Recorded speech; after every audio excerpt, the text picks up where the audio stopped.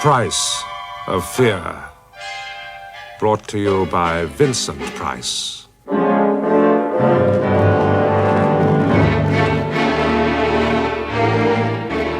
I expect some of you may know of my interest in and love of painting.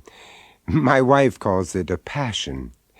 Indeed, I have very fond memories of my early years in London when, as a student of art history, I shared a flat in Baker Street with...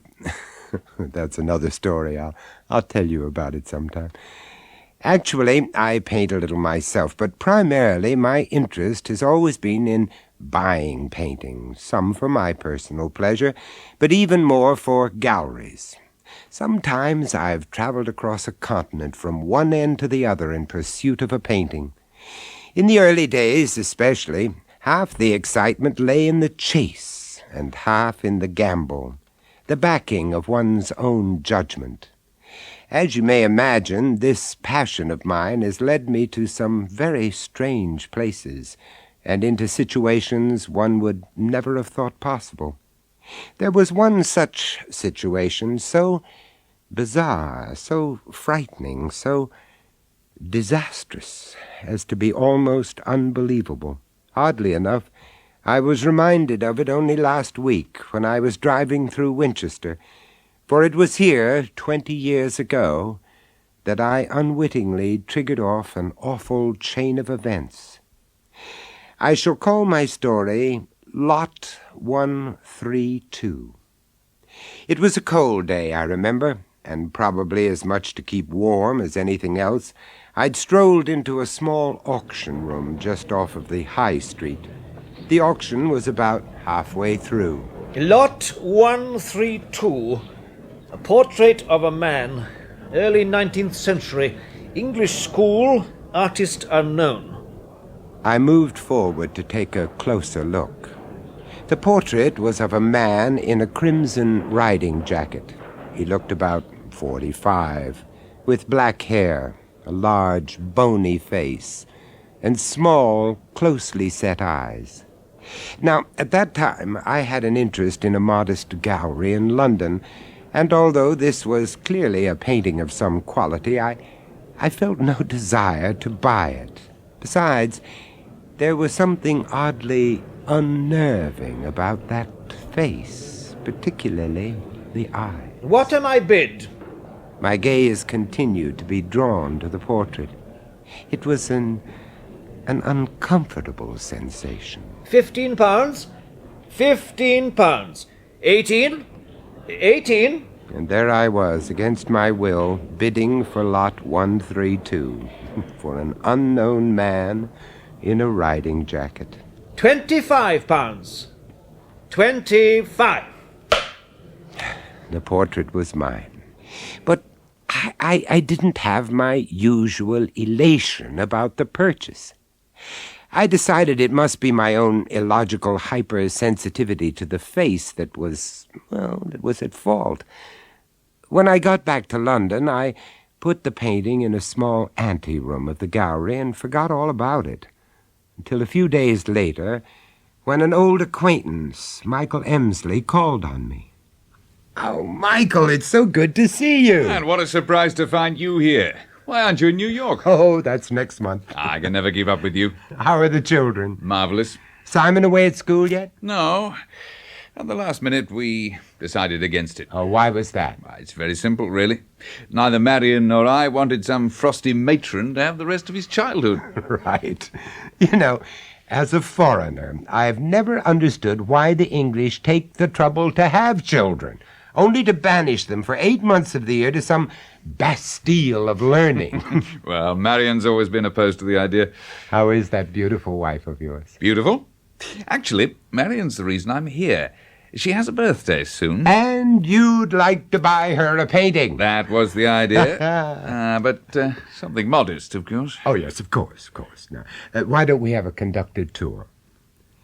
We walked through and talked about the paintings that interested Michael. Suddenly he stopped and said, "That portrait over there." "Yeah?" "I don't know. It seems to draw me to it. I must say I don't particularly like the chap's face, but I feel compelled to look at him." I'd noticed that. throughout the conversation of the past hour, no matter where Michael had been standing in the gallery, he turned round time and again to stare at the face. Do you know what I mean? Yes, I do know what you mean. I bought it in Winchester last week. Winchester? Mm-hmm. That's Marion's hometown. Well, then perhaps he's an ancestor. Vincent, what a good idea. Sorry, I'm not with you. Well, she's often said she'd like a few family portraits to sport on the walls. I see what you mean. But supposing she doesn't like him? That's a point. Look here, why don't you take him on Apro? Would you mind? Not at all. I've known you long enough. And so, after we'd exchanged a transaction slip, Michael Emsley took the portrait, promising to give me Marion's answer in a couple of weeks. I must admit, I wasn't sorry to see it go. One evening, about 2 weeks later, I was sitting in my study at home, browsing through a recently acquired folio of early 19th century drawings and engravings. I was delighted when halfway through I turned up an engraving based on that very portrait. What was more, I found out it had been painted by one Jacob Robertson in 1825. He was a painter just now being rediscovered, and the sitter was identified as Nathaniel Jeremiah Blackwell, 1782 to 1830, cloth merchant. The name rang a bell, but that was all. I was about to telephone Michael the news of my discovery when I noticed the time. It was almost 10:30. Well, I don't know about you, but I dislike being disturbed by the telephone after 10, so I decided to leave the call until morning. So the next day I called the Emsley household.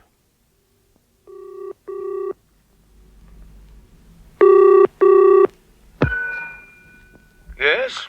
Michael? No, sir. Oh, could I speak to Marion, Mrs. Emsley? I'm afraid not. Would you mind telling me who you are, sir? I didn't recognize the voice, but, well, very briefly I explained who I was and about the whole portrait business. You say you're a friend, Mr. Price. Yes. How long have you known them, sir?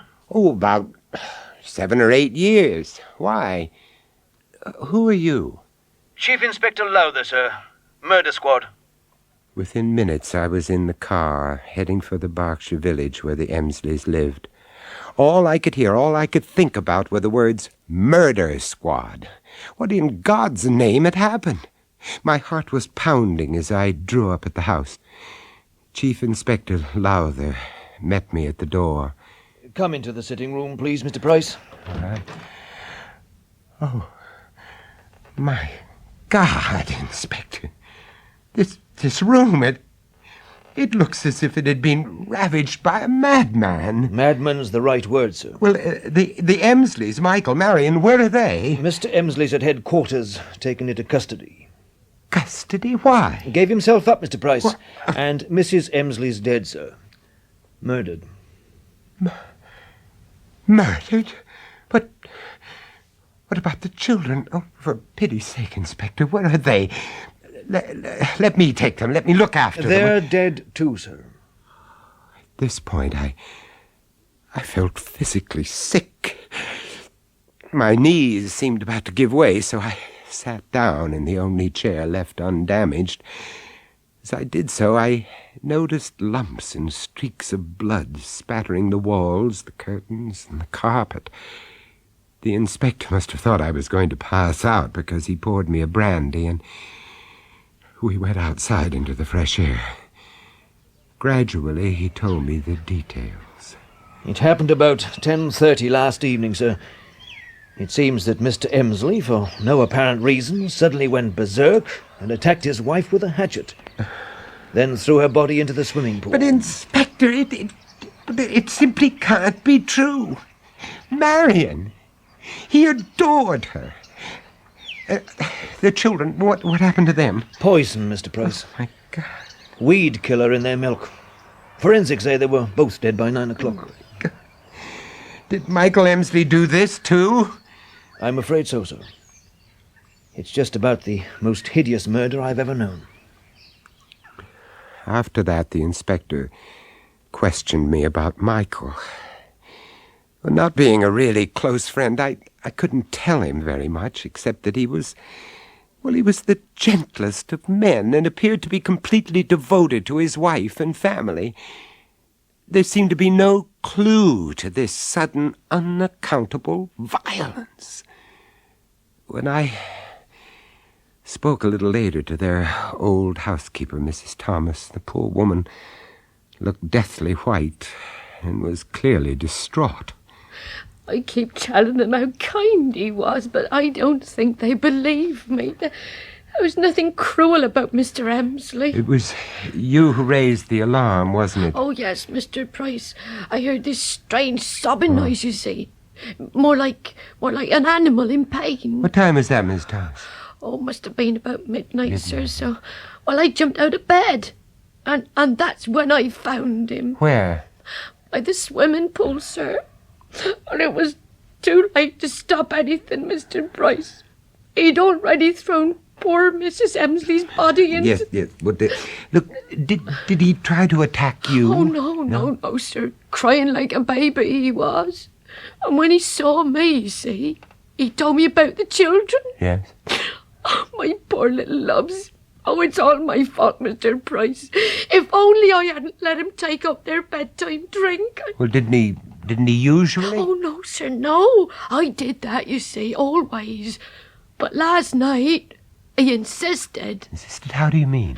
Well, he fairly snatched the mugs off the tray and told me to get out the way. Well, that doesn't sound like him. No, sir, it wasn't. But, well, he had been a bit funny for about a fortnight. Funny, you mean bad-tempered then? Yes, yeah, with the children and with Mrs. Emsley, sir. Oh. Well, perhaps he was worried about his work. I couldn't say that, but I know Mrs. Emsley was worried about him. The way he'd sit in his study for hours, just brooding, not himself at all. And he'd been like this for about 2 weeks. Just about, sir. Oh, dear, I can't believe it, Mr. Price. I can't believe it. Before leaving, the inspector reminded me about the portrait. When he saw the transaction slip, suggested that I take the painting back with me to London. It was hanging in Michael's study. For a moment, we looked at it together. A thoroughly evil-looking so-and-so, isn't he? Evil. That was it. I didn't know that you could actually smell evil, but you can. That study stank of it. Nathaniel Jeremiah Blackwell seemed to dominate us, and I felt an aura of what I can only call satanic triumph emanating from that canvas. But I tried to put this down to imagination and my own wretched state of mind. As I left the house, the police had started to empty the swimming pool of its red water. It was a sickening sight. Within hours, the portrait was once again in the back room of the gallery, and although privately I decided either to lose it or even destroy it, I said nothing to my partners. I could hardly tell them that I destroyed a painting of quality simply because I had a feeling about it.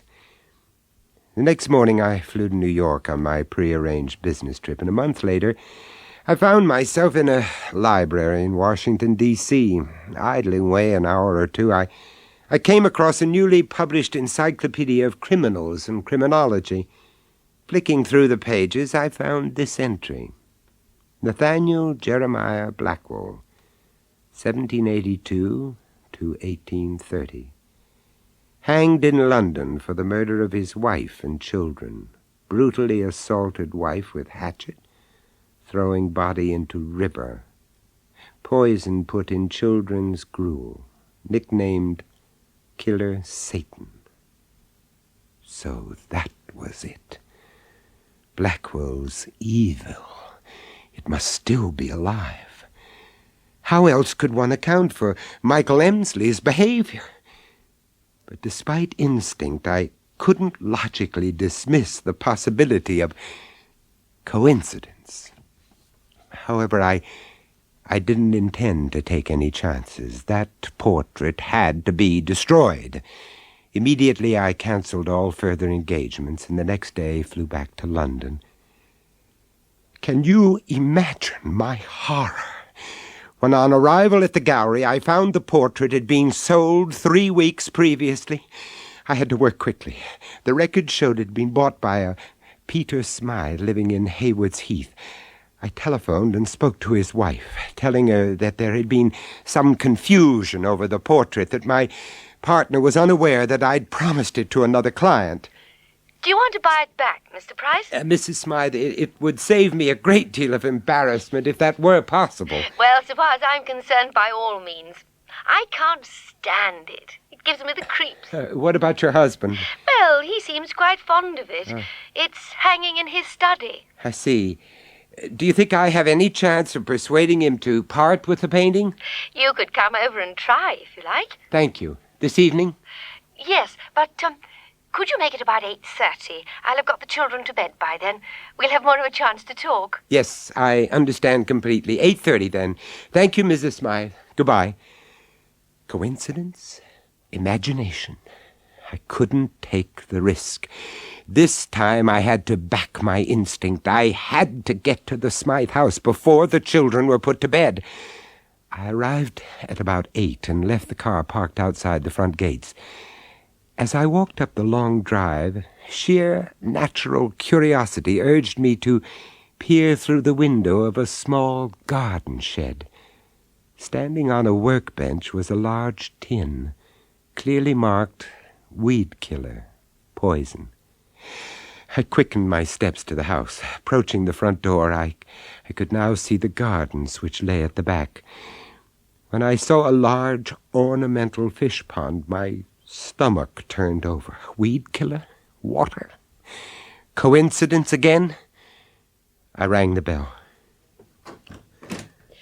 Good evening. You must be Mr. Price. Yes, that's right. I'm sorry I'm a little early. Oh, that doesn't matter. I haven't quite got the children settled yet, but do come in. Thank you. Actually, I'm rather glad you are early. Oh. I haven't had a chance to tell him about this portrait business yet, but I'd like to explain about my husband. Well, is he ill? Oh, no. No, not physically, but he's become depressed. About life in general, so he may give you the wrong impression. But how do you mean? Well, he's always been such a happy, easygoing person. No temperament at all. Not like me. And he's changed? Oh, yes. Yes, totally. He's moody. He's irrational. And he's never been bad-tempered with me and the children for no reason. But now... Miss Smythe, how long has this been going on? Oh, about 3 weeks. 3... I can't understand it. It happened almost overnight. 3 weeks, I see. But does he want to talk about it? I mean, communicate? Oh, no. No, that's just it. He takes himself off to his study and sits there for hours, alone. Well, perhaps he's overworked. Maybe he needs a holiday. Oh, we tried that a week ago. Was he any better? Much. But within a few hours of being home, he was just the same. Oh, I'm so worried about him. Do forgive me, Mr. Price, letting my hair down to a complete stranger. Not at all. You've actually been a great help. If there's anything I can do... Well, as a matter of fact, I hope things may be improving. Oh? Yes, just before you arrived, Peter insisted he took the children's bedtime drink to them. He almost threw me out of the kitchen. Mrs. Smythe, where is he now? He's in the kitchen making it. The kitchen door opened and Peter Smythe walked out, carrying a tray. There were 2 mugs of milk on it. I knew that I had to stop him, so I edged to the foot of the stairs. Quickly, I thought, if I held out my hand as if to shake his, I could easily send the tray flying onto the floor. Darling, This is Mr. Price. He wants Get to... out of my way. How do you do, Mr. Smythe? You stupid bloody Oh, fool! I'm so sorry. Oh, what must you think of me, please? Peter, please, it was an accident. Forgive me. Damn you! May I help clear up the mess? No, really, I'll do it. So sorry, Mrs. Smythe. Look, I know this is hardly the time, but I really must talk to your husband about that portrait. Yes, of course. Where did he go? Into the study. The portrait's there, too. Thank you. We crossed the hall to the study. The door was closed. Darling? Darling? Someone to see you. Peter? Peter Smythe was sitting at the desk, his back towards us, staring up at the portrait of Nathaniel Blackwell. In a second, I recognized the same smell of evil in that room, and I suddenly felt afraid. Peter? Do you feel all right? He sprang out of his chair and turned to face us. In his hand, he held a small hatchet. Peter, what did... He moved swiftly, like an animal, around the desk. You bitch! You whore! I hate you! Peter! What's the matter with you? Quickly, I moved between him and the desk, and standing behind him, grasped both his wrists. Whore! Whore! I hate you! Peter, please! He struggled with me, but I clung on. Finally, I managed to wrench the hatchet out of his grasp. As I swung round, my eyes met those of Nathaniel Jeremiah Blackwell, and in a split second I knew either that portrait must be destroyed or we should be. His evil was still alive, dominating, commanding. Then Peter Smythe, with a lunatic strength, threw himself at me. I shouted to his wife, "Hold him! Hold him! Keep him back! It's the portrait! I must destroy that portrait! Hold him!" Hold on! You fool! Leave that portrait alone! Peter, stop it! Gripped his hands around her neck. Quickly, I struck at the portrait. With the first blow, Peter Smythe released his wife, cried out in pain, and reeled around the room. I struck at Blackwell's eyes, his nose, his mouth, his chest. I felt possessed, overwhelmed by anger and hate. But Smythe, his strength ebbing away with each blow, began to whimper like an animal. Finally, the picture cord gave way, and Nathaniel Jeremiah Blackwell slid to the floor.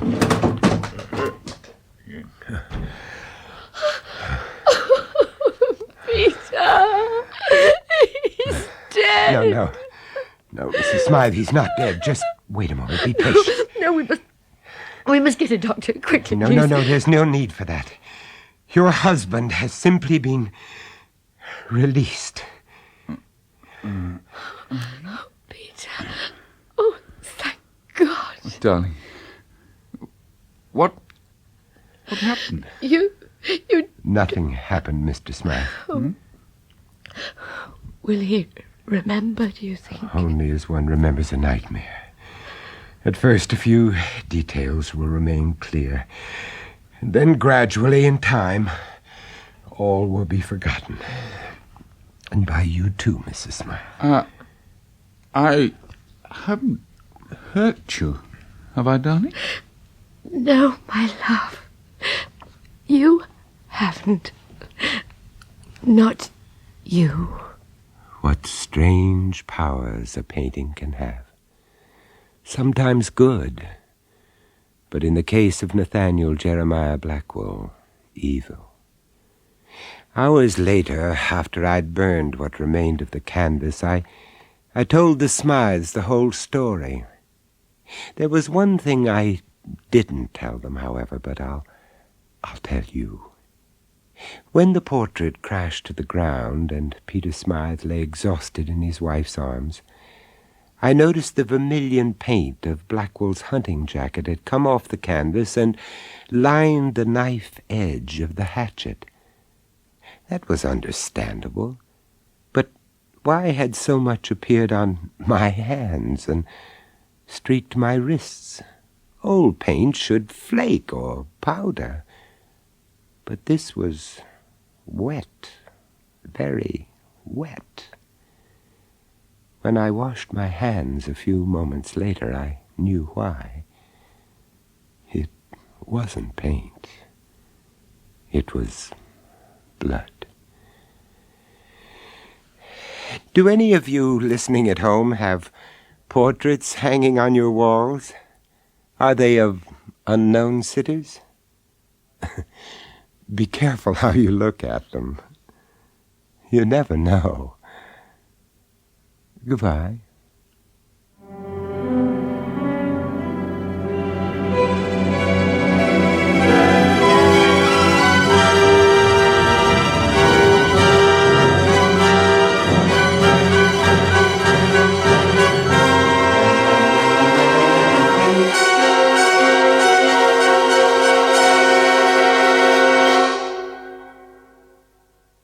That was Vincent Price bringing you The Price of Fear, with Elizabeth Morgan, Douglas Blackwell, and Alexander John. This story, Lot 132, was first recounted and dramatised by Elizabeth Morgan and produced by John Dyas.